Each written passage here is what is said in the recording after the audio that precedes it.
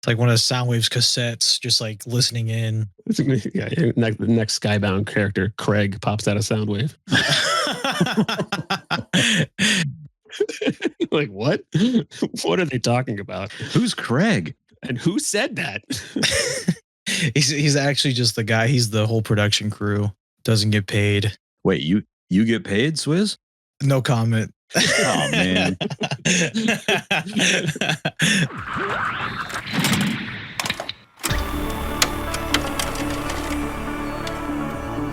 What's going on, everyone? We are back with Teletran Tapes, a monthly series where we break down the latest issues of Transformers from Image Comics. And today, we are talking about issue 17. I am your main host today, Swizz Prime, joined along with Moonbase 3, and his first guest appearance today, Carl's Collection. Yeah. How are you fellas doing today? Doing good. Hey, thanks for the invite to talk about this issue this month. Looking forward to it. Yeah, looking forward to hearing what you have to say. No, you're a fan of Beachcomber, so yeah, big got high expectations. Little pacifist, yeah. So any chance to talk about the Beachcomber, I'm down. It's a good thing it's not Huffer, because we would have a problem with that. Someday, Swizz, you and I will have words about it. Yes, but today we are talking about Transformers issue 17. No Delta Trion today for this episode, as it was a vicious fight between me and him about who was a better character, Starsaber or Depth Charge. I barely won the fight in the end. But no, on a serious note, Delta Trion was busy for this episode. So we are going to be talking about issue 17. One that some people may not have liked, and some people that may have liked more. I was talking about this earlier, but I feel like this issue had a lot of had some big shoes to fill when it came to last issue. Would you guys agree with that? Yeah, I would agree with that. Yeah, I mean, there's a lot happened last month. It was kind of one of those top tier issues, and then this month, how do you follow that up? So, was it up to the task? Let's find out. And we're gonna talk about it. Yeah, I mean, I definitely agree. Like, the issue 16, there's just so much going on in that issue. A lot of really cool moments. Just some real bangers in there. And there are some in here, to be fair. But I do feel like some of these moments are a little smaller, I guess, in scope. Still cool, but just not as jaw-dropping as some of the stuff we got last issue. I agree. Very much agree, yeah. So for the description for Transformers issue 17 is, as the Titanic clash from the last issue rages on, a covert group of Autobots continues their search for the ally who could turn the tide on Earth, Ultra Magnus, also featuring the debut of a all-new character, which we will be talking about, I'd imagine, towards the end of this. But before we go ahead and go page by page, obviously now spoiler warning. So I don't know why you would be listening to this anyways. I mean, we have like 2 episodes already and we just, dive into it. But click away, read this, or if you have read this and you're ready, make sure you guys have a nice beverage of sorts and are nice and relax. And let's go ahead and tackle the first couple pages here, which I know for Delta Trion, he had some issues with this. And what we see is Thundercracker finally getting to his boy Skywarp and looking for him. Also, too, I wanted to say it is nice to have Mike Spicer back again for coloring. I do like Sarah Stern. I do like their work, but there's just something about Spicer and Corona. It's a nice, they're a nice duo. Yeah. Just feels very familiar. Very, very familiar. I mean, he's been here since the beginning of the story, but we see in these, it is unfortunate. I will just say that right now, with the only 2 pages of Thundercracker and finding Skywarp. I am very curious to know your guys' thoughts on this whole interaction and just how horrified Thundercracker is to see Skywarp being hooked up to Teletran 1. Well, I think for me, like I don't know that I am at the level that Delta is at when it comes to this particular segment with this issue. I think for me, it just kind of I'll say this is the most disappointing part of this issue. If I had to call a part in this comic disappointing, I'm not sure it's not like I looked at this and I just, hung my head and was like, this is garbage, nothing like that. But like, I think what it comes down to for me is that I feel like the reader doesn't really get anything new in this section. Yeah. Because we've known for months that Skywarp is hardwired into Teletran 1 and can't get him out without killing him. And this reunion of Thundercracker and Skywarp, it's kind of undercut by the fact that Thundercracker has already seen Skywarp in this condition way back in like issue 5, I want to say. So, I mean, I guess it was important for Thundercracker to learn that he needed to come up with a different method for getting Skywarp out of there. But I don't know. Do you guys think I'm being too critical here? Because I just feel like there's not really anything new for the readers to chew on. And it's just kind of Thundercracker getting caught up to where we've been for months. Yeah, the thing I'd point out is that it's pretty dialogue light, and the dialogue doesn't really give us a whole lot additional to what we already know. Like you said, in many ways, I kind of feel like there could be even less dialogue in this page. Like if you only had Skywarp saying removal means death, you get the same information, because you see Thundercracker then learning the fact that like he's stuck in there. Everything else that as far as the dialogue could go away, and you still get the same emotional impact that the page has. It is only 2 pages. The first page is just an establishing page, and then the second page is really where the heart of the moment is. But it really is just the moment. Like it's him arriving and seeing Skywarp in that the condition that he knows that he has been in, and then it's just him learning that removal means death, and that could be all that it was. And I think the same thing out of this page. Absolutely. It's really Moon. You brought up a good point. Both of you brought great points, but I forgot. Yeah, Thundercracker already knew that he was hooked up to Teletran 1. I actually forgot about that, but I was him discovering last month too. I forgot. I was like, oh, wait, he already knows that. So like he already knows that. Yeah, so we were kind of waiting for more story there. With that now in mind, the shock value is kind of gone. I feel like I don't know. Yeah, I mean, like what I remember, I don't know that he specifically knew that if they tried to remove him from there, then it would mean death. And like he saw him, I don't remember. Because he thought that it was like the Autobots that did it, and I think that Starscream said that Skywarp volunteered for it. Okay. What was interesting was that when this all happened, they hooked Skywarp up, and the first thing they did was activate Thundercracker. So it's like this weird kind of Thundercracker is definitely upset that Skywarp is there, but Skywarp being there is the only reason that Thundercracker has been reactivated. So it's right. But when he got it reactivated, Skywarp was right there. So he had to have seen him in that condition. Yeah. It's just the information, I think, like you said, Starscream provided him that, Skywarp. Is that how it went? I honestly don't remember. It's been a while since I read some of those first few issues that I don't remember what information he was given. I think they tried to say that he volunteered for it. And, I need to go back and make sure, because I'm not sure about the later conversation when Thundercracker is talking to Soundwave when they're in the ocean, because Skywarp comes up again, and I don't like. I got a different vibe from that conversation when he was just saying, we should go rescue Skywarp, and Soundwave's like, we can't help him now, So yeah, I don't know. I don't know if there's a consistent through line there with all of the details, but it definitely.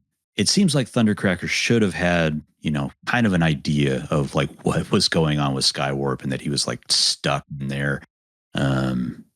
Yeah. That's very interesting. Yeah. I mean, I like that we're left with that moment, but it's just now that we reflect, like, is that moment the impactful moment? I feel like it is here. It's just been so long. I don't remember. Him learning the truth was very impactful and like a moment people have been waiting for. But I recall in volume 2, like, my memories now like all coming back. Yeah, I remember Soundwave was very cutthroat, not telling Thundercracker the real truth. And Starscream, I believe Starscream did like, come up with some type of lie because it's Starscream. So I don't know. We have this 3-part like I don't know how you describe, but this 3 parts of Thundercracker going to Skywarp, but like he already knew Skywarp was hooked up. So I don't understand why he's like kind of not horrified. Well, I guess horrified, but now knowing the truth, I feel like this definitely needed, I feel like, another page for this whole conversation to be fully baked in. I feel like 2 pages wasn't enough. And unfortunately, at least for me, that is a common theme in this issue, at least in the beginning, because we get with Beachcomber in the next page, and we get Arcee, and we get Spike and Carly. And again, the art in this issue, the art in the whole story is just nice. And having them like at nighttime here looking for Magnus, it looks very, very nice. Like I don't know, I haven't read a whole lot of the older Transformers comics, but there's just something with like Corona's art style that I just really, really appreciate when it comes to the story. I'm really drawn to when Corona does nature setting type things. Like there was that panel last issue where you see them driving like in the sunset and driving along the coast. And anytime he does those kind of exterior shots, I kind of get lost in the nature surrounding the character. So yeah, I definitely agree there. Yeah, same. And it's funny. Like I am someone who has read like all of the Marvel stuff. And he kind of reminds me, like his style reminds me a little bit of someone like Jeff Sr. From the Marvel UK continuity, but not like he's definitely got like his own thing as well. Like he's also kind of similar. I mean, this is why he was such a good fit for the book and why he was such a good choice to take over for Daniel Warren Johnson. And I think he has some similarities in style to Johnson as well.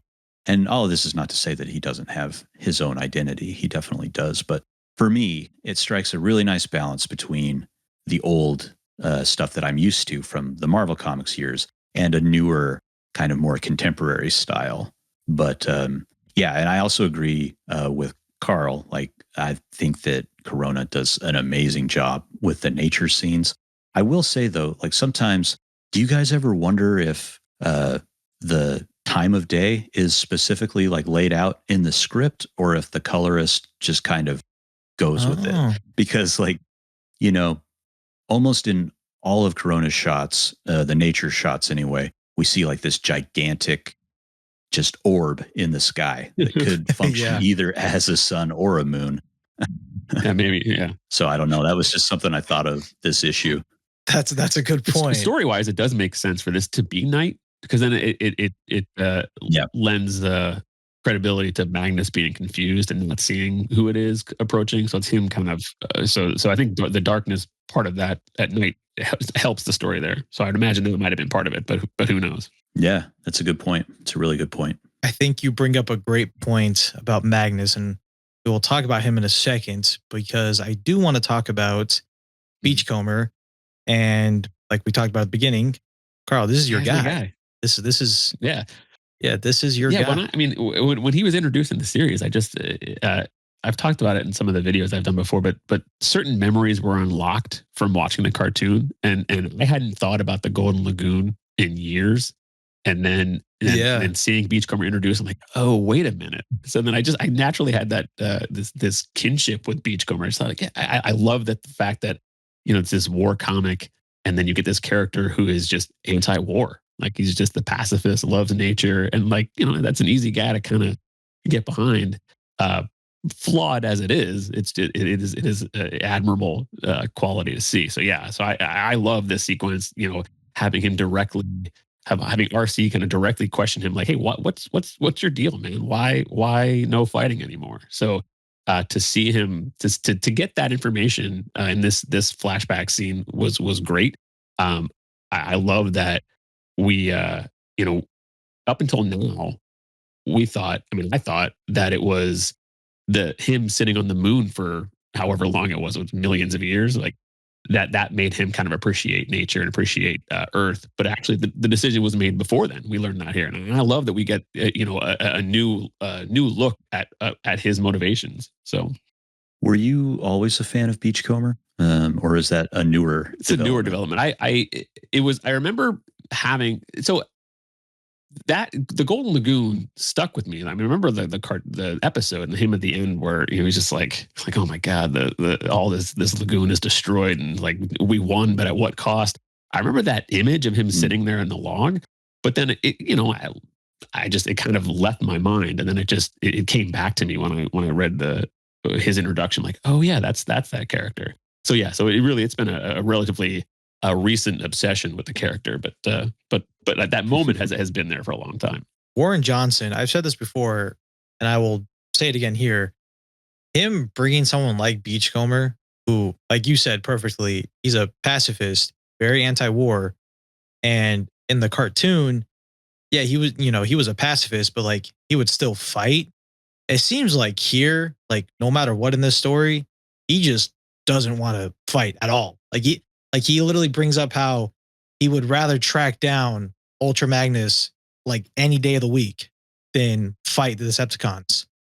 And it's so cool how they are just everyone over at Skybound, especially Warren Johnson, just hammering it down that, yeah, this guy's a pacifist through and through.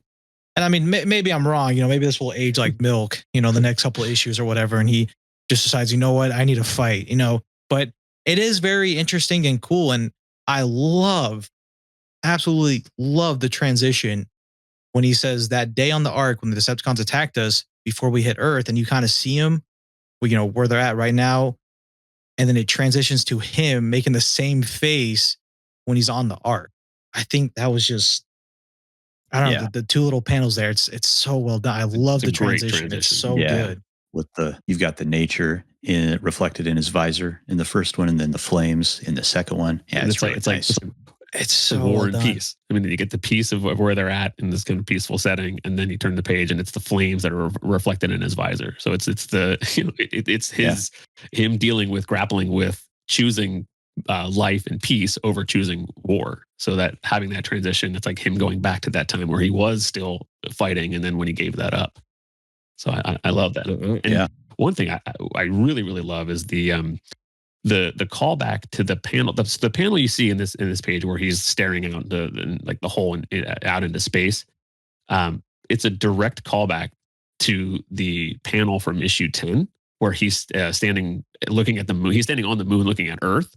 So it's that same kind of composition of him from behind. So it's it has the same kind of impact of him like this is when he actually chose peace, not necessarily when he was staring at the moon, but it has that same impact. Yeah, that's a nice catch. I actually missed that, but so did I. The section here, though, I talked about this in my video for this issue, but the part where he drops his gun and you just kind of see Skywarp turning his attention to him.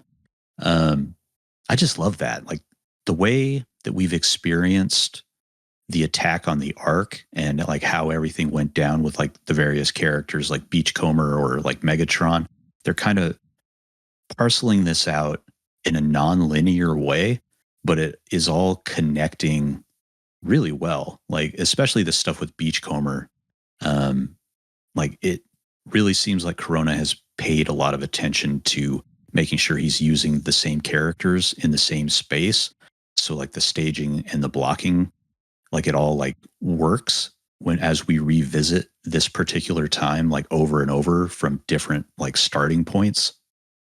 I love it. It's good stuff. Yeah, because absolutely. The next time you see him, Skywarp is picking Beachcomber up and throwing him out. So it's a great continuity. Trucks him. Yeah. What do they call him?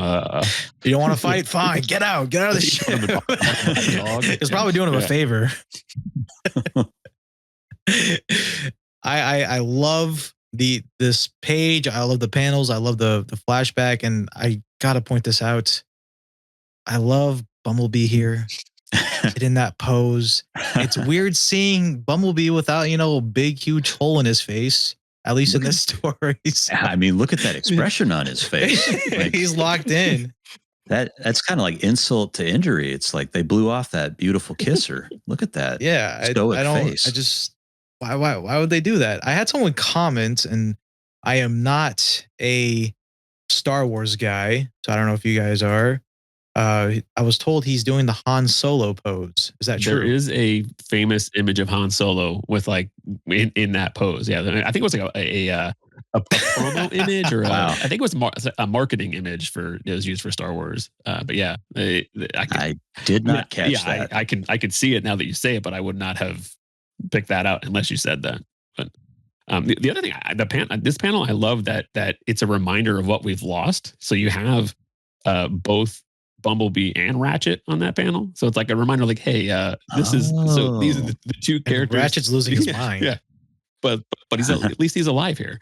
So I like that reminder of like, these are the characters. They were alive. They're no longer with you. So again, just going for the jugular, like, oh yeah, remember the toll that this war has taken? You guys remember Ratchet? Well, yeah, he's dead. The next panel, less impactful, but remember when Rumble had both of his arms? Hey, you guys remember Skywarp? Yeah. Everybody here. That's what he looked like before he was hooked up. Remember when Skywarp was more than just a torso? Yeah. So everyone here has suffered the war since this scene. So except for Soundwave. Soundwave's just, I don't know what he's like the only one that is. Well, I mean, he lost his Ravage, man. He lost his Ravage. Rumble's missing an arm. Yeah. So Swizz, when you mentioned, the kind of being hit over the head with the Beachcomber as a pacifist, I feel like that is coming. I feel like him being tested is coming, and a big clue to that is we don't get to see his answer here. Arcee directly confronts him and says, he's like, hey, what? Arcee says, what if there's no choice? And I feel like there's gonna be a time soon where Beachcomber has to choose, and I'm looking forward to seeing what that is, because and Johnson does this so well. No one's really wrong here. They all have valid points of view, and he's not telling us, the reader, who is right and who is wrong. It's just allowing us to go on this journey and see these different points of view and ask these questions as well. So I'm looking forward to see when Beachcomber is forced to answer that question. I 100% agree. And it's actually crazy because I was literally just about to bring that up. While you were saying that, I'm like gritting my teeth because I'm just like, I think he might get tested next issue. Yeah. Knowing how Johnson is, I wouldn't be so surprised if he's being Beachcomber is going to get tested here either next issue or at the beginning of volume 4. I don't know, man. I'm crossing my fingers. I hope Beachcomber doesn't get the plug pulled on him, but I 100% agree. And you can see the difference between Beachcomber and Arcee here. Arcee seems, at least the way I look at it, she seems very cold with her question. What if it's either fight or die? And like you said, before Beachcomber can even answer that, and it seems like he was very eager to answer this question too, from the body language. But if they get interrupted, but do you think he'd even be able to answer that question? I think so. I think he definitely does. There was definitely an open dialogue here that they were going back and forth. So I feel like he would have an answer, whether it would be the same answer that he might have, an issue or two from now. But if he would have an answer, I think. And I think it'll be more impactful when we get his answer in the form of an action, instead of just hearing him say it and then move on to the next story beat. When he's confronted and then we get his answer, then that's where the moment's going to be. That was something I know a lot of people had an issue with issue 12 was how Beachcomber just kind of shows up to save Prime. There was no real, you never really saw Beachcomber have an answer to Spike when Spike kind of asked him a similar question back, I think issue 11 leading up to the finale. So this could be, some foreshadowing again. I think it absolutely is foreshadowing for what's to come, because it was the same thing. Beachcomber came in for shock value, I feel like, but it was really well done. Shock value for issue 12, saving Prime from, exploding and, being burnt to a crisp. But yeah, it's going to be really interesting what Beachcomber does. And like I said before, I hope he doesn't get the axe from Mr. Me too. Johnson. I love the focus he's getting. I would be crushed. But the thing is, if that's where this is leading, Man, what a journey it'll be. So it's a great character Absolutely. arc. So I can understand if that's where it goes, but obviously I'll be upset. But the fact that I'd feel anything is a testament to this story being told. Yeah, I'm very intrigued, but like we were saying, his answer doesn't the question doesn't get answered to Arcee's question because Ultra Magnus just decides to friendly fire, I guess, just start shooting his shoulder missiles at Arcee and Beachcomber, and we see Arcee kind of snap Ultra Magnus back into reality of saying, "Hey, it's us. Stop your fire." And then we see Ultra Magnus with this really, he's not doing too well. He's our poor city commander. He looks really. He may be healed on the outside and physically, but mentally he is scarred for life. Yeah, man, Magnus.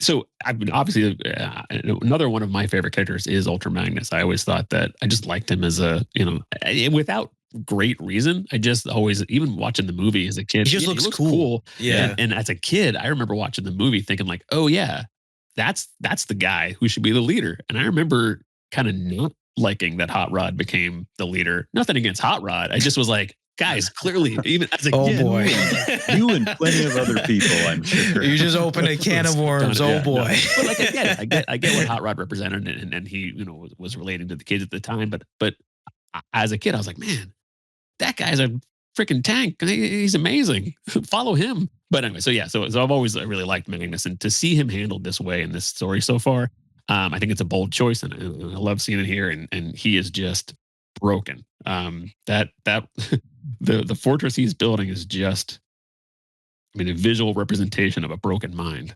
And I like that we actually are left hung with that moment. I know, Moon, you were talking about how we want more from this aspect of the story, and you're not wrong. Because I think when we saw the preview pages, it was like, oh, this is where this story is going, and then to have that revelation, that's all that we had. I'm like, oh man. But right, yeah, and so I was definitely a little like bummed that was all that we got. But the more I sat with the issue, there's a lot of good stuff in here. I think that just kind of set my expectations a little too high. It's like, I want to see more Magnus, and I'm ready to see more Magnus. And the fact that we didn't, and I'm actually okay with it now, the more time I have with it, because this is a really nice scene. And like, I think this is, if you're going to cut it somewhere, this is a good place to cut it. It's a big reveal. And like, the important stuff here was actually the stuff between Arcee and Beachcomber. And so now we're hopefully going to be moving into the stuff with Ultra Magnus, and we're going to see where that's going to go.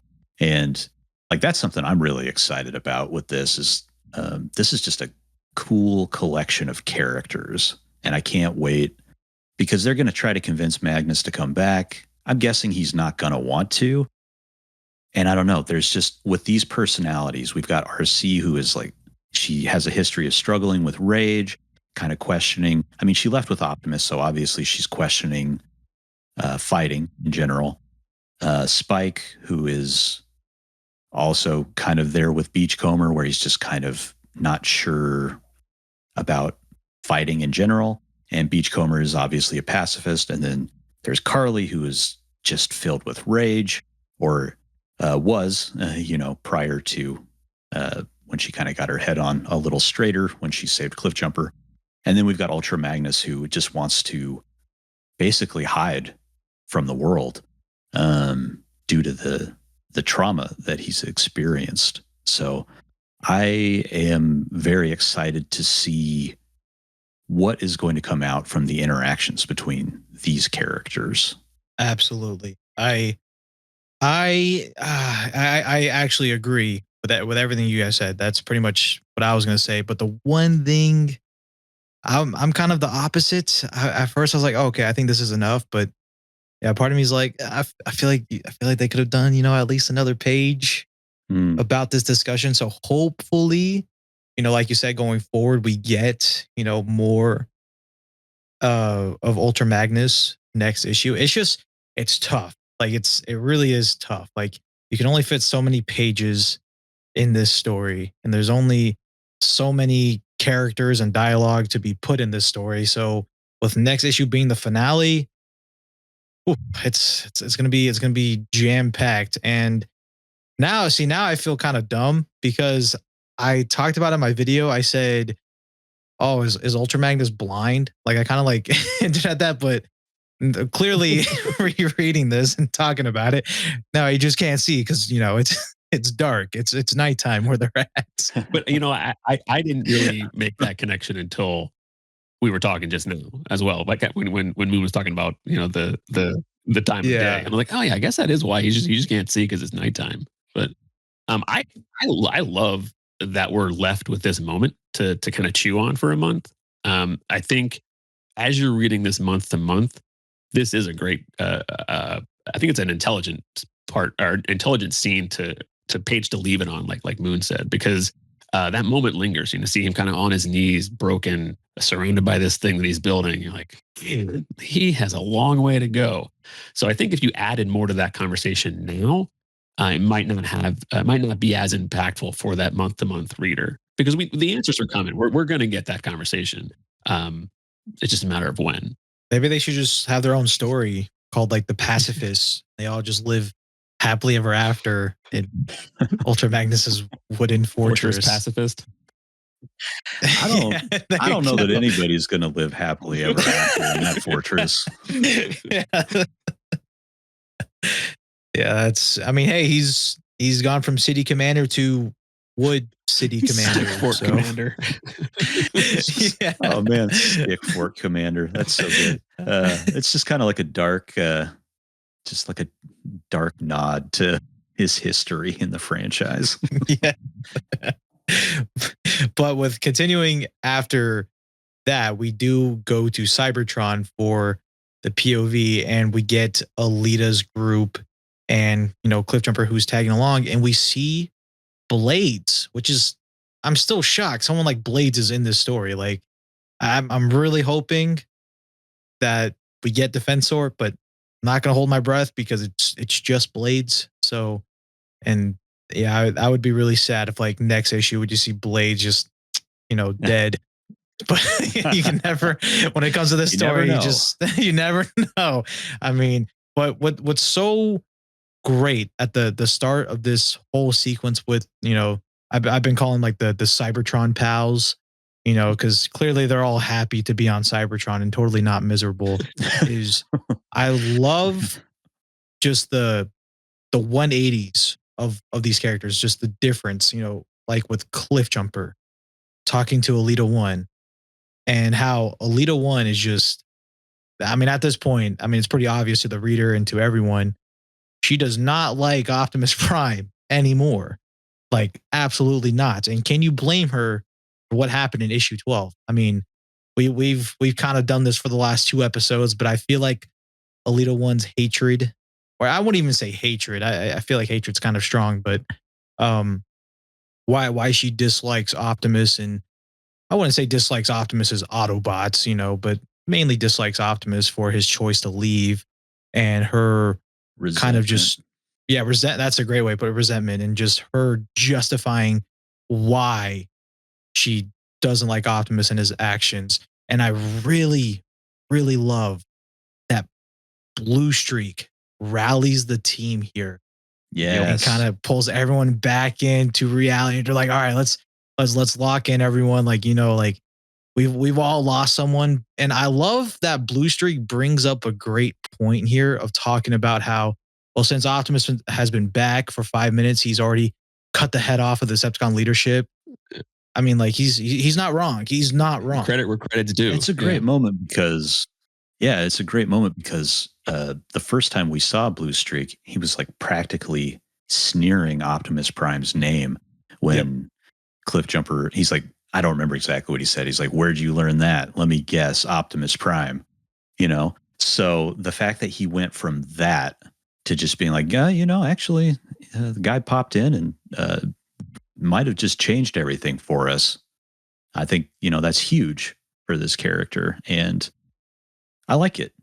I like that they're not staying static. No, I think it speaks to the Cliff effect. Cliff Jumper's there for for the time that he's been there, and they're already seeing a little bit of hope can get you some positive results. They were very, very, very in a dire situation, and then Cliff comes and says, "Hey, this is what this is what I want to do. I want to take this canister." And then all of a sudden they're like, "Hey, that we have something to fight for again," and they rally. So I love, like you guys said, the 180 that Blue Streak did, and I think it drives home why they made the choice to make Blue Streak look so menacing and ticked off when he was introduced, when he was talking to Cliff Jumper in issue 15, to get him to this point where it's like, oh yeah, we have hope, so let's go fight for something. 100%. Yeah, it's so good on just how he rallies the team, and I got to point this out here. I love how when he goes and says Warpath, Blur, Blades, Alita, they all have different like reactions. I mean, Blur's just all hyped up, me drinking coffee, just ready, it's very jittery, which is on par for the character. And Blades, but I love the part with Alita, not really well, I don't know what word to describe, just kind of cold. She looks very cold in that panel. But just saying, you're right. Let's take that gift and use it to shoot Decepticons in the face. And I don't know if like Corona was having fun drawing Cliff Jumper in that panel, because he looks terrified. Like Cliff Jumper just looks terrified in that bottom. Cliff Jumper's mission and whatever, and like they just rallied them to it. And I don't know, maybe that's supposed to be like determination. Maybe, but it's almost, he looks almost upset that they're like kind of rallied now, and they're like, he's like, oh man, I was hoping they were going to talk me out of it. This is not a good idea, guys. No, I didn't. That's a great point. I didn't even notice Cliff there, because I was focused on Alita in that moment. But you're right. He has this kind of like, I get, maybe it's supposed to be like the let's do this face that he's like, all right, let's get it done. But yeah. It's like, oh man, we really are gonna do this. Can you blame him? I don't blame him. Yeah, and it's so good. And Alito's line here, I think it's fine, but it's no how do you feel about going on the offensive? I'll just say that, right? Yeah, definitely. But with the next page here, that is just a common theme that I'll say again with this issue is they got to set a lot of stuff up for the finale. So the POVs do change a lot in this issue, and we do catch up on Team Prime for the first time in this issue. And we have them seeing the destruction caused by the Combiners, and of course our commander himself, hulking out last issue. And we have Wheeljack telling Optimus that Bruticus and Starscream's Decepticons are going north to a place called Seattle. So if you guys are in Seattle right now listening to this, you guys should get out. I mean, you're about to be Tacoma. It's probably too late. It's already too late. It's already too late. It's a good point.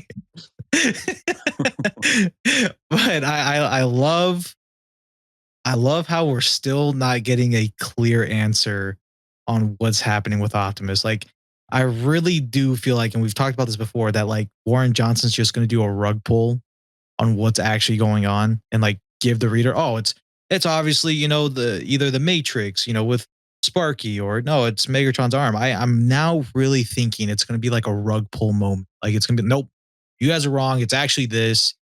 And I also do love, because it's just this issue does Optimus Prime justice compared to the last couple of issues of him like losing his mind, because this moment here of Wheeljack saying, we got to take you back to the Ark and, get you checked out. And he just says, no, like not when the stakes are so high. And they go and help the people in Seattle. It's very well done. And I would love to know you guys' thoughts, especially Carl. I want to know your thoughts too on the whole Optimus Prime, situation with him, just kind of on the fritz all the time with whatever it may be. Yeah. So I'm on team combination. I feel like it's multiple things. It's something to do with Sparky, the that element of it, and the Megatron arm that we've seen him have those kind of persuasive powers. So I feel like I've seen nothing that leads me to believe that it's one or the other. I feel like it's both of those things that are impacting Optimus Prime. And I do think that it's a great moment here, but I also think it signals bad things to come, because it's Optimus Prime still ignoring the problem, and every time that he's ignored the problem, every time he has a break or a snap, the consequences have been amped up. So I feel like, again, much like Beachcomber, he's going to be confronted. Something's going to happen, and it's. I just feel like the next time he has a snap, it's going to I don't know. Maybe he's the one who takes Beachcomber out. I don't know. I don't know what it is, but something is coming in my mind that it's leading to a big something very bad. I think someone very bad is going to come in. Someone's going to come in, and that someone's going to cause Optimus to snap one last time, and it's going to be very, very bad. Yeah, I think that this part is really interesting because it's, on the one hand, yes, he's right. Like, the stakes are really high and the Autobots are very shorthanded. And I mean, these specific Autobots, like, they really need Optimus there. But on the other hand, like, Prime is the reason why the stakes are so high, because he is literally a loose cannon at this point. And I don't know. Yeah, it's just an interesting dilemma. And yeah, I'm looking forward to seeing where it's going to go from here, because, you can't really bench him, but you should, right? So it's just absolutely the dilemma. He absolutely needs to go on injured reserve and just chill out for the next couple weeks or something. Like, it's just, yeah, I love the way you put it, loose cannon. And I just love how chunky Optimus looks. Like, every time I just see him in this story, he's a chunky guy. Like, He's a bruiser. He absolutely is a bruiser, and I love it. And before we move to the next page, I do want to say, like, what I think is going to happen is I feel like he's going to snap next issue, and there's going to be someone to pull him out of the snap, but it ain't going to be the Autobots. That's my theory. I like that. You are, of course, talking about Huffer, right? Yes. Hey guys, it's me. I'm alive. And that's when I was like, oh my God, Huffer, get out of here. We don't care. We're gonna make you love Huffer. We're gonna make you love him. But with the next page, we go back to the Cybertron team, and we have I always forget his name. This is Thrust. Thrust, thank you. I was literally looking at the page. I'm like trying to see his name. It's Thrust. I always forget the Coneheads' names. They're more forgettable to me than the Seekers. But we have Thrust and Ratbat, and I love how Thrust is. He's just kind of complaining, like, oh, wouldn't it be so better if we weren't on guard duty? And then you just see Blur just jump in, and I didn't catch that at first when I was working on my video and talking about it. I'm like, wait, that's Blur. I literally stopped the recording. I was like, okay, I gotta bring up how that's Blur. Like, Blur did that. I thought they threw the whatever, the grenade, the explosive or whatever at him. I didn't know it was Blur just doing a drive by. And I don't understand how Thrust survived that either. That makes no sense. He must have ripped it off of his head or something. Yeah, and chucked it. Maybe. Yeah, I don't know. It would have been really cool to just see it's him Transformers explode. and it's Daniel Warren Johnson. You just gotta go with it. And maybe it's Trailbreaker. Last second, he just pops a force field that we just didn't see. Yeah. But we see Blue Streak leading the charge on this attack at the Decepticons, and it's really cool. We see Blur, we see Warpath, we see Blue Streak, and basically saying this is it. We only got one shot. And then he gives the cue to Alita, and then it shifts to Alita and Cliffjumper. And I love how you just see Cliffjumper in his Porsche alt mode, and he just has the big spark canister on top of it. I wonder how it's being held down. I feel like it would just kind of fall over the place. You're right, magnets. And I want to know you guys' thoughts on this whole sequence of Thrust and Ratbat chasing after Cliffjumper and Alita, and you got Rat-Bat, saying "show yourselves" as there's just a bunch of smoke and explosions going everywhere, and you literally just see Alita 1 just come out of the smoke and just tackles these guys like it's nothing. I mean, with Rat-Bat, like it's Rat-Bat. You know what I mean? Like taking down. I'm sorry to all the Rat-Bat fans out there, but taking down Rat-Bat, that's not really that's not an achievement. But taking Rat-Bat and Thrust down at the same time and then coming back like it was nothing, that's awesome. That is so cool. I mean, that's what Alita is here for. Like she wants to get a new ally to help bolster the army, but she's here to just take it to the Decepticons, and any excuse she has to that, she's like, okay, let's do this. And I love that we get a callback, not a callback, but we see another wrestling move. So it's like a double clothesline that she takes out both of them with. So it's like the wrestling move theme is still popping in here every once in a while. So it's great to see that. Yeah, I think this is a nice little action sequence. Very cool, like very dynamic. You've got the kind of the first group, the first wave of Autobots. Also, we didn't bring this up, but I love how incomplete Warpath is in these sections. Oh, he's still missing an arm, and he's got like a half reconstructed turret on his chest. And previously, we saw he had the modified eye or whatever. Like it wasn't fully repaired. But anyway, this sequence you get that first team, and then you have Cliffjumper and Alita, and Alita's just launching off of this ramp or whatever it is, and then we see Rat-Bat and Thrust pursuing them, and then they transform and are running through the flames. There's just a lot of cool stuff in this whole sequence that I really liked, and I am a fan of Rat-Bat. Not that I think that he shouldn't just get tackled because he is just Rat-Bat. I mean, come on. But I'm a fan of Rat-Bat because in the Marvel comics, he actually became the leader of the Decepticons for a little bit. The supreme fuel auditor. And he was like a cassette and he took command. Oh yeah. Oh, that's wild. Yeah, no, it was around the time of the Underbase saga, so it was right before Bob Budiansky left. But yeah, Rat-Bat assumed control. All hail Rat-Bat. Yeah, man, that comic was crazy sometimes. But so that's why I like Rat-Bat. But and I like the Coneheads too. So it was cool to see. Coneheads are good. Yeah, I just really liked this sequence. I hope that both of the Decepticons survived. I will say though, last issue, I think it was last issue, when Cliffjumper proposed this plan, Alita 1 was like, "Are you nuts? That's suicide." And then they go there and it's 2 Decepticons. It's it's not exactly the whole army holding down the fort here at the Well of Sparks, but I like to imagine just the Decepticons are just no, it's fine. It's Thrust and Rat-Bat. They got it. We don't got to answer the call. They'll be fine, right? Right. Yeah.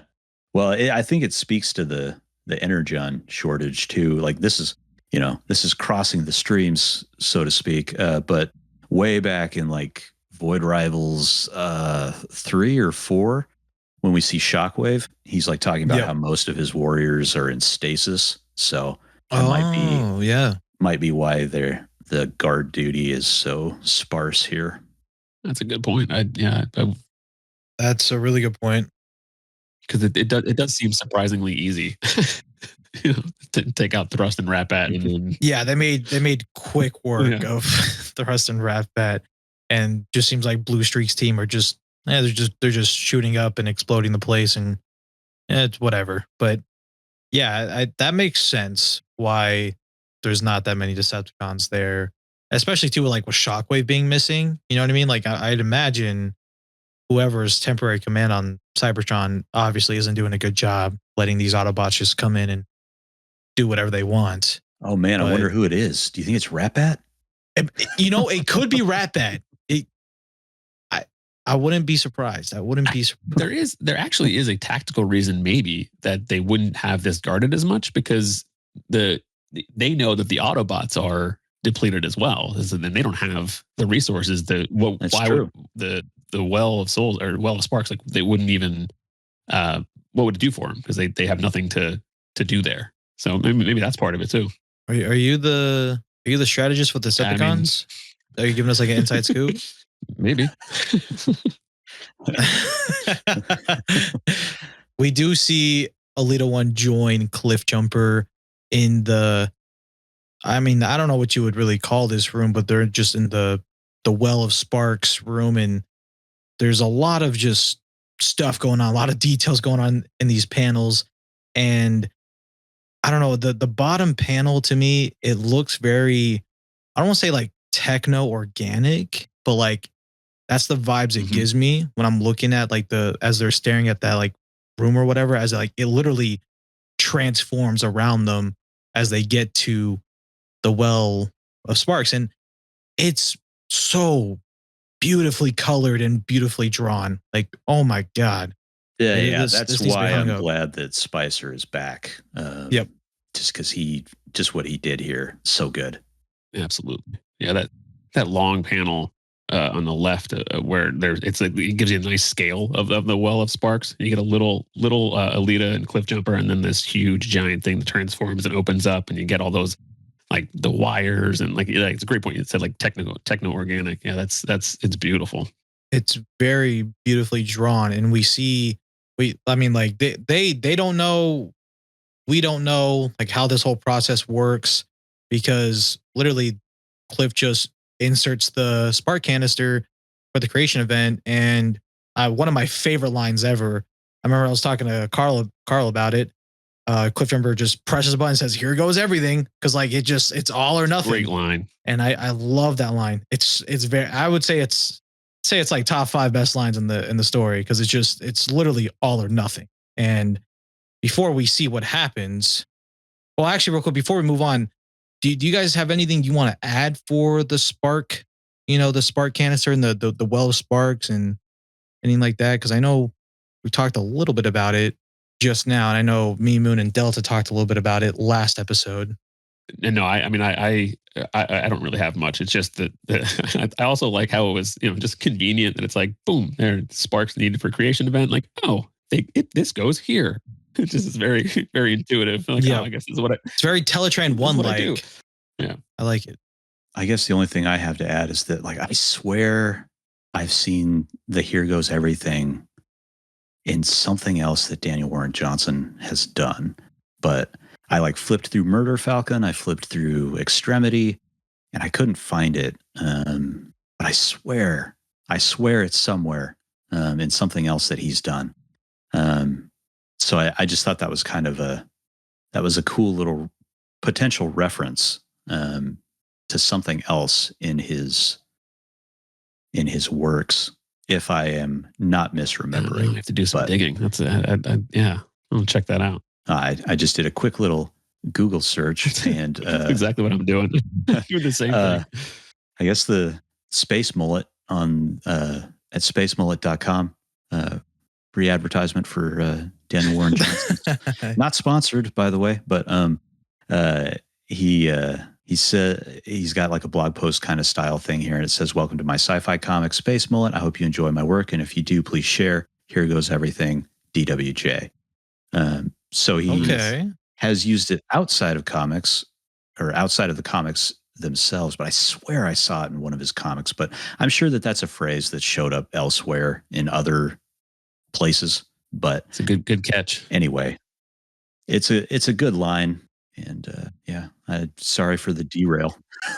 No, it's not a derail at all. That was great, and I do like that you brought up Murder Falcon, because we'll bring that up at the end. Yes, we will. But we do switch back to it's like the Starscream's Decepticons against Soundwave's Decepticons, and yeah, rest in peace to all the people in Seattle. I mean, it's just Bruticus just says nah, like just destroys everything, and we see Starscream, in Astro Train as he's just mocking the humans, and then he sees Soundwave and he mocks Soundwave's Decepticons, and I love the part here where he says, "No matter you think you have what it takes to defeat us, Soundwave," and Soundwave just very confidently, "Actually, yes." And you literally just see, So Starscream about to say a bad word. You know, he can't say that in the comic, and calls Soundwave and his Decepticons. You know, and we literally just see a huge, and I mean like huge uppercut. Like I'm very curious to know how this uppercut was done, because this literally means he got 2 for the price of 1 with this uppercut, because he hits Bruticus and then he hits Astro Train with Starscream in it. It's very, very cool. I love the little action sequence there, and I love Soundwave's answer to Starscream. Yeah, it's pretty cool. Although it left me the question, like, does Daniel Warren Johnson hate Washington State? Like, this Tacoma, Seattle? Like, you have some bad experiences there? Or, like, I don't know. Watch out. Maybe he doesn't like the sports teams. Watch out, Portland, you're next. Like, make his way down to Oregon. It's the entire West Coast. One thing I wanted to mention in this sequence, and I think Moon, you and I had the same kind of response to this page, where you see Bruticus get, you know, what ends up being the top of the Space Needle that Devastator throws at him. I thought this was a little clunky, but there's just so much going on in the page, but it's not immediately clear what is happening. And then you don't really learn until you go down to the bottom of the page and you see Devastator kind of dropping down from the Space Needle, and you realize, oh, he just threw the top of the Space Needle at Bruticus, and then that's what happened. So the information is there. It's just how it kind of the revelation of what just happened. It happens not in a normal comic book linear way. Right. Yeah, and it's cool. Like, once you figure that out, like, it works well. But, you know, the first time I read it, I was like, did he just trip on the Space Needle? Like, what happened? Like, yeah, I do like I like it. I like the experience of reading it after the fact was even better. But just the first time I was like, huh? What just happened? Yeah, I had the same experience, but it's a great panel though. Like, it looks really cool. Yeah. And almost, if there was a way to have that, I mean, I'm not sure which way is better, honestly. But it feels like it's such a monumental moment to Space Needle in Seattle that you would want to build up to that moment as opposed to a after the fact revelation, like, oh crap, that was the Space Needle. So I'm not sure which is better. I don't think either is wrong. But it could go either way, I guess. Yeah, it definitely like has like kind of a chaotic feel to it, because it's just like, whoa, what just happened, you know? And you kind of have to like process it in the same way that maybe the characters are. So that's a good point. Yeah, it feels like a deliberate choice rather than like some kind of mistake. Yeah. I mean, it works. Or oversight. Makes sense. It works how it is. It's combiner chaos. And that's very true. I mean, it is a chaotic moment, and to kind of see the scope of it and realize what happened and to have it in that order, that actually probably is a better way to do it. And who am I to argue there? You are a person on the internet, and you are entitled to argue with everything. But mentioning chaos, we do see Team Prime seeing all this chaos and the combiner chaos. And this is one of my favorite moments in this issue, is with Team Prime arriving, and you have Optimus saying, my Autobots, there's only one thing to do, prepare yourselves. And, you know, you see him kind of pull out the ion blaster, but it's actually, you see in the next page, he puts it away and he says, save as many humans as you can. And we get this just awesome montage of Trailbreaker using force field to save the humans. We got Jazz picking up as many humans as he can. You got Optimus lifting up Bruticus' leg like it's nothing. Like it's nothing. And then you see in the next page, you see this mom and kid, you know, get in Optimus Prime. And I love how the kid's like, who the heck are you? And he just says, the name is Optimus Prime, and we are here to rescue you, as they literally all just drive and run away. You see Wheeljack carrying a bunch of humans, Jazz, you see Trailbreaker. It's very, very good. And I brought this up before. You see the Autobots, and specifically Optimus Prime, do what they're, you know, known for. And that's being Autobots, you know, protecting the innocent, protecting the weak, you know, saving the day from chaos and evil Decepticons. I don't know. It's very awesome. I love these pages. If it wasn't for the last page of the story, this would be my favorite moment. Yeah, I mean, I don't have too much to say about it because I mean, I think that you touched on just about everything that made this stand out for me, Swizz. It is just nice to see the Autobots doing what the Autobots do, and the fact that he like puts his gun away. It's just a nice little image of all the characters. I don't know how Wheeljack got himself up in the air like that, but it looks cool. And I absolutely love that Jazz is saving people in front of a Guitar Center. It's just like one of continued like many like musical references that character has had in this series. But yeah, this was definitely a highlight for me. But yeah, curious to know what you have to say about it, Carl. This may be the Beachcomber lover in me, but I like that we kind of see. I mean, it's a character trait of Optimus as well. I'm not taking away that the Autobots are doing what Autobots are known to do, but there's a moment where, you know, when he says that the name is Optimus Prime, we're here to rescue you. To me, it's also like a callback in the dialogue that Beachcomber uses when he first rescues Spike. He's like, "I'm Beachcomber. I'm here to rescue you." So it just is that moment of is this an after effect of Beachcomber and Optimus's discussion from was it last issue or issue before? So I like that you see that it's there is a way to do good by not fighting. There is a benefit to that, and they realize what their role is in this moment is to save the humans and to not actually fight. So good can come from not fighting. But it may just be me looking for justification for all of Beachcomber's actions. But, you know, I think it's there. The point could be made. I think it's definitely there. Beachcomber. Exactly. Beachcomber is the true main character in the story. Yeah, I think that's a great connection. And I think you are definitely onto something. And I wonder, like, when Optimus was arriving, you know, he thought of how he reacted, you know, at the dam and just choosing to, you know, blast the dam and, you know, kind of him snapping and going crazy. And then at that moment, I wonder if he thought of like Beachcomber and was like, yeah, you know what? Like, no, like there is enough violence as is. Let's just save as many people as possible. And it's great. It's so well done here. I'm a big fan. It's and like you said, if it wasn't for that last page, this would be the moment of the issue. Like, it's just such a great moment. Absolutely. And speaking of the last page, we get the final POV shift being the Cybertron pals as they finally, you know, get to the well of sparks and, you know, the spark canister, it's scanning, it's doing all that. And we see, which I don't think we talked about at the beginning, so that's my bad, but we see Blades bring in what Cliffjumper was asking him earlier if he could carry. And we learn to find out it is Carly's van.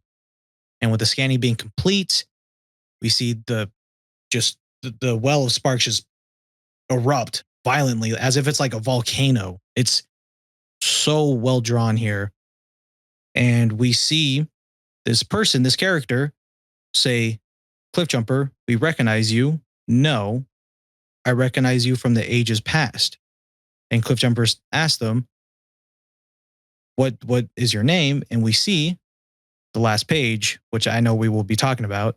My name is Shredhead, and this is the first original character for the Autobots in Skybound's run so far, and he looks awesome. So cool. Like the sword is awesome. Like I can't get over the sword. It's so good. It's such a cheer out loud moment. Like, oh my God, this is great. When did you guys ever suspect that it was the van before it was revealed? Because I did not. I did not see that coming. Idea. Yeah. It wasn't until Blades dropped it, and then I was like, oh man. Like, that was like the big moment for me. I was like, oh my God, he's gonna do this. And then I flipped to that page where Shredhead is revealed, and I was like, oh, you know, it's just executed to perfection. This moment, I thought, is such a good reveal. It felt like such an obvious reveal that I felt like a moron for not seeing this coming. That's literally how I was like, oh, that makes so much sense. And then it just, absolutely. Yeah, because the van's been there since the beginning, and should have been obvious. It's like he's going to turn that into a transformer, but never occurred to me. It should have been obvious from the first issue when you look at the van. You're like, oh, that's that'd be a cool transformer. Exactly. But nope. So so when he dropped that van, that was a moment of like, oh man, here we go. So let's do this. So love the reveal.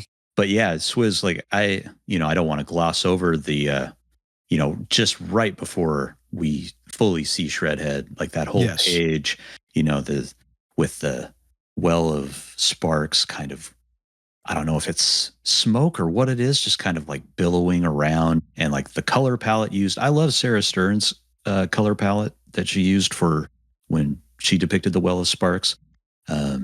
This just seems a little bit more almost kind of pastel.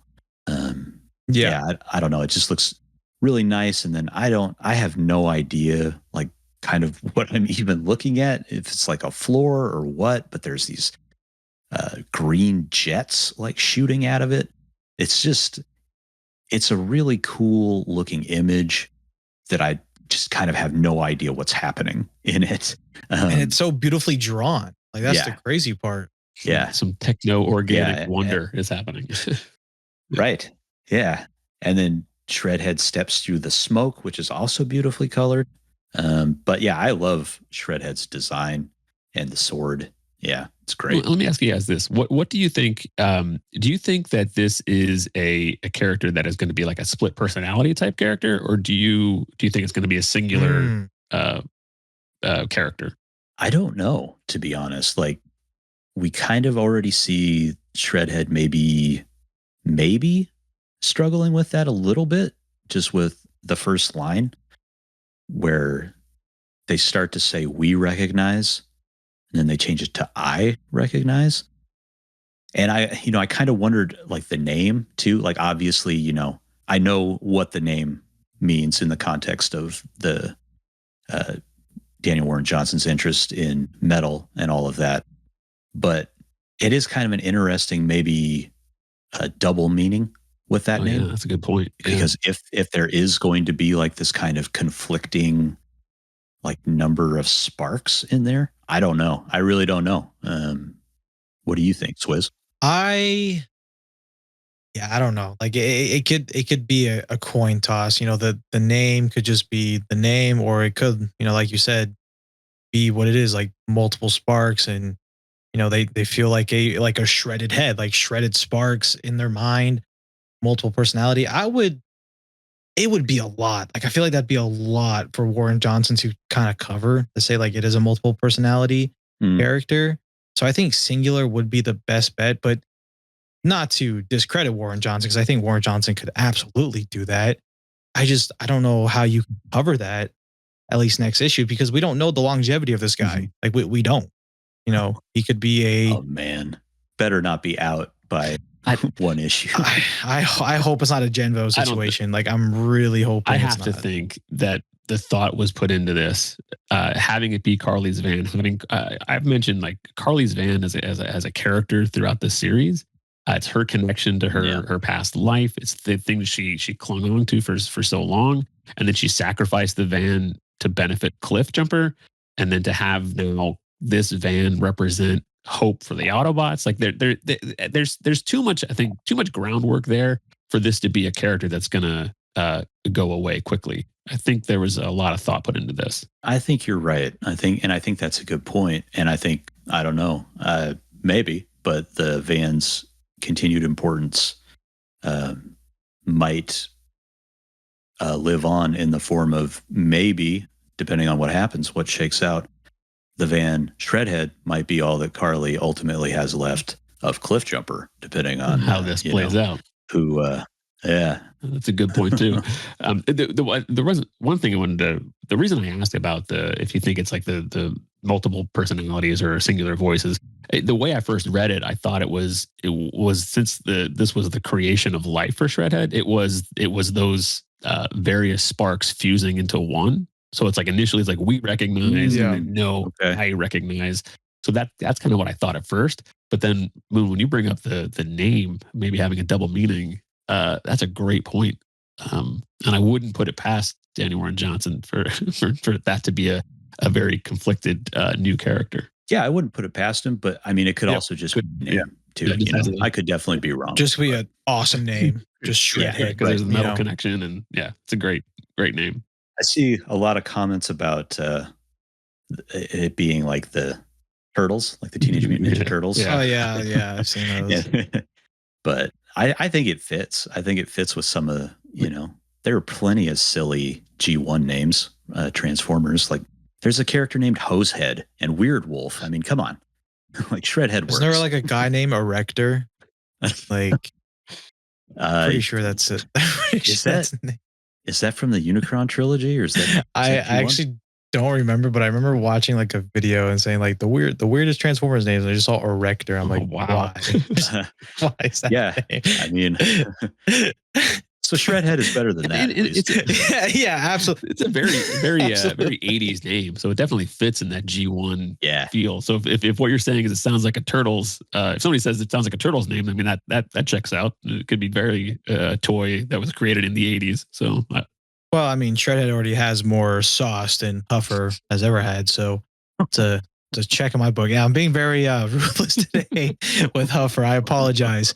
But Carl, I think you're onto something with like Shredhead though, and not being a one issue character. Because if you look in the matrix of Lettership, they sound very excited that like Shredhead's finally here. So like. Yeah. I feel like they wouldn't do that. It's like, oh, we're so excited, to introduce him. And it's like, all right, next issue, yep, he's gone. Just. Oh, well, man, it definitely seems like it's been something they've been talking about for a while. And I mean, he just looks awesome.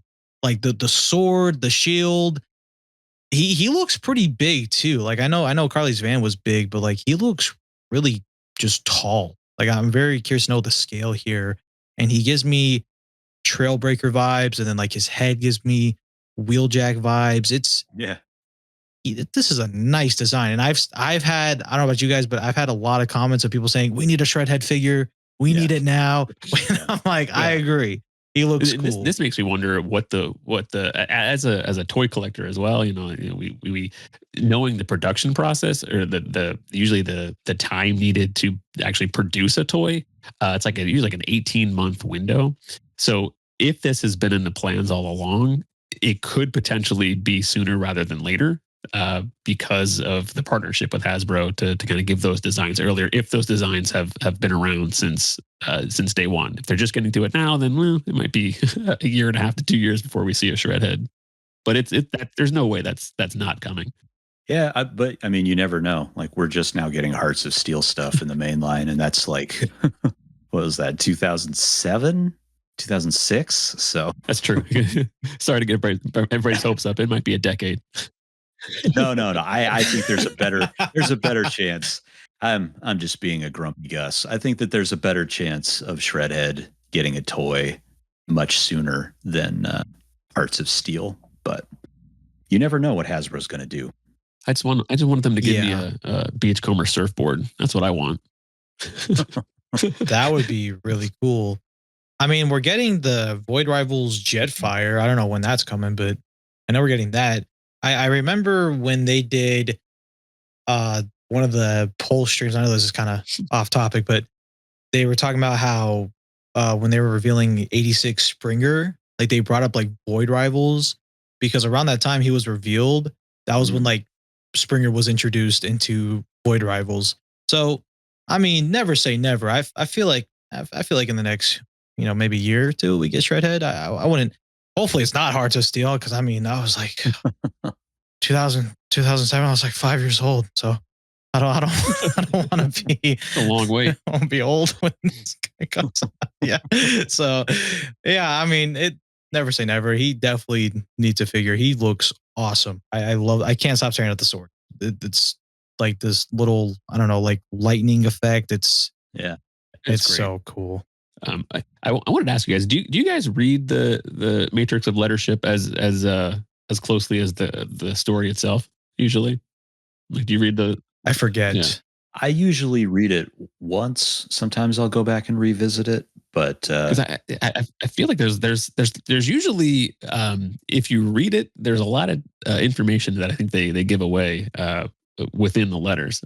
One thing I caught, they finally did confirm that it's Ramjet that was taken out by Blue Streak, because they never actually named him, and all the colors were there, the cues were there, but we get the confirmation that it was indeed Ramjet. Because that was one question I had when reading that story. Like, was it maybe? Because he never said it by name, but that's confirmed.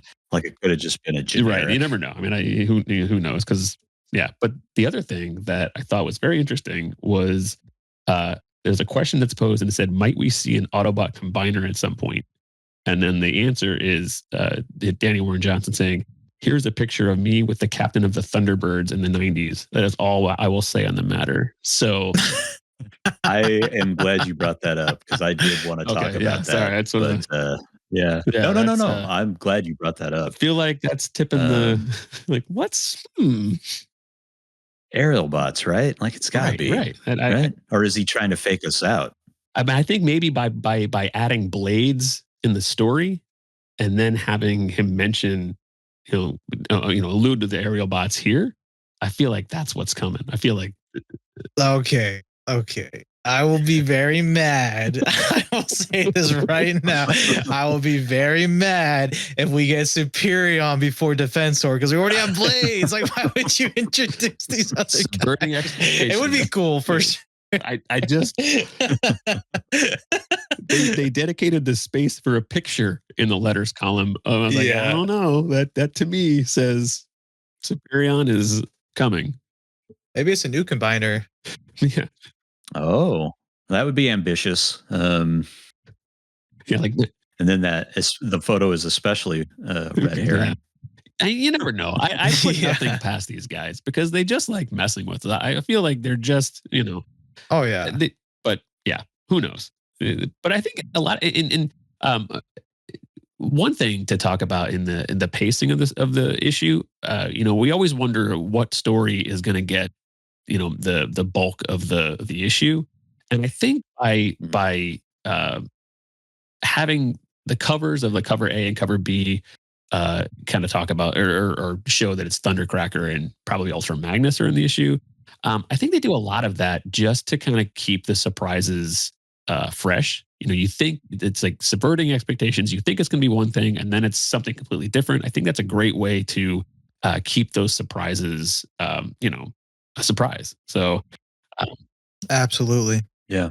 But definitely there's so much going on multiple fronts. And I have to commend them for every issue. There's movement on all fronts. And I think that's impressive. I know some people have talked about how they would rather it be, like a full issue of, the Magnus story or the full issue of Thundercracker or whatever it is. And I feel like that actually breaks up the pace more than it would to just get one or two pages here or there each issue. Because then you're looking at 2 months for a month-to-month reader to kind of get caught back up on any of these story threads. And there is so much going on. So I do like how they're trying to keep things as tight as possible. I think you raise a good point. Not naming names for anybody who might Delta, but I think it would make for a much more fractured story arc, especially when you consider that they kind of already did that at the start of this arc with the Starscream story. Mm-hmm. Yeah. So that would be kind of a lot. You would be detracting from the main story quite a bit if you kind of funneled into one of these side stories. Because that is basically what they are. Like, we want to know what happens, but they are side stories. They're not like kind of the main story. Right. And to I agree. Delta's point, like he's not wrong. There's it's just that each of these stories are so interesting that they easily could be a full issue. And I think that's the balance of what you're rewarded with as a month-to-month reader versus someone who just reads the trades, because it wouldn't necessarily be that much of an issue if you're just reading this as a trade paperback. Yeah, no, 100%. And I say that with all love to Delta. Got to give him some crap because he's not here to defend him. But that's what I love. I love how we all kind of have, our own takes on what's happening and preferences, and it just speaks to I think the good job that Skybound is doing, because there's a lot of expectations and a lot of different types of readers. So I like what they're doing is trying to appease as many people as possible while also serving the story. Yeah, totally, 100%. And like for me, the more I sit with this issue, the more I really like it. I just kind of have some disappointment with the Thundercracker sequence at the beginning. But, even the more like we talked about it, like just kind of the trajectory of that whole thing, it kind of makes a bit more sense as we had just kind of been breaking it down. Thundercracker first, assumed it was the Autobots. Starscream said that he volunteered to do it. So maybe it was like not that. It was like, okay, well, he volunteered to do it. But then they lose the Ark in that fight. And it's like, well, we left Skywarp there. We should really go back and get him. And then by the time he is able to go back to the Ark, he's learned that it was the Decepticons that put him in there. And he's like, I'm going to rip him out of this thing. So I don't know. Maybe I'm wrong. Maybe I'm talking myself out of my criticism right now. But I guess this is to what you're ultimately saying, Carl, is that I agree. I think that they're doing a really good job of juggling everything in here in a way like this. I said this in my video, and I still kind of feel this way. Like it's a little less satisfying than previous issues, just because it just there weren't quite the number of big reveals as there were, or the big moments as there were in this one. But what's here was still really good. And I think you're right. I think the team does deserve to be commended for how much they're juggling all the characters that they're having to deal with. And they're still churning out a good monthly comic. For sure. Yeah. And at the end of the day, that's what matters. Yeah. That's all that matters. Is it good? Yeah, it's good. So we might as well talk about scores at this point. And I'm going to stand firm on my scoring. Like Moon, Carl, you guys were kind of like persuading me to kind of, up my score, but I'm still going to give this a 7.5 out of 10. Not that's terrible. Fair. I think that's a very fair rating. I think this is very common with setting up for a finale, especially like a finale that a lot of people are looking forward to. And this issue had a lot of space and, really big shoes to fill in from last issue. Last issue was crazy. We talked about that at the beginning. So some big shoes to fill. And I wouldn't say they underperformed or overperformed. I think there was just a lot to set up, and, the job they did, and with all the characters they got to juggle with for this story, they did a pretty good job. So I give this a 7.5 out of 10. Yeah, I think I'd give it a 7. Okay. And I kind of went into a lot of detail on this not that long ago. So I think I kind of explained mostly why, but I mean, I think you kind of touched on this a little bit too. Like it's kind of the penultimate chapter for this story arc. So that to be continued at the end of this, like there's more weight behind that to be continued than I feel like there have been in previous issues.